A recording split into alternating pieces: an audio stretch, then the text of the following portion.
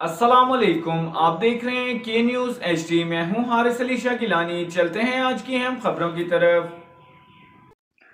آپ دیکھ رہے ہیں کے نیوز چینل انٹرنیشنل۔ رخ کریں گے خانے وال کا، جہاں سے رپورٹ کر رہے ہیں ہمارے نمائندے ساجد محمود ملک۔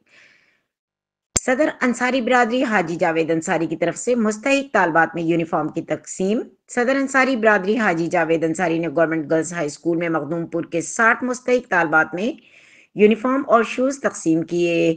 حاجی جاوید انصاری کا کہنا تھا کہ غریب مستحق طلبہ و طالبات کو مزید تعلیم حاصل کرنے کی خاطر مشکلات کا سامنا ہوتا ہے۔ انصاری برادری کا ویژن ہے کہ شہر کے مشترک طلبہ و طالبات سمیت دیگر غریب نادار افراد کی بھی مدد کی جائے۔ غریبوں کی امداد سے معاشرہ پروان چڑھتا ہے اور مساوات پیدا ہوتی ہے۔ اس موقع پر اسکول پرنسپل سمیت انصاری برادری کے رہنما ذوالفقار گولی انصاری، رضوان جاوید انصاری، انور ندیم انصاری، محمد انور انصاری، نعیم رضا انصاری، یونس غوری سمیت دیگر معززین بھی شریک تھے۔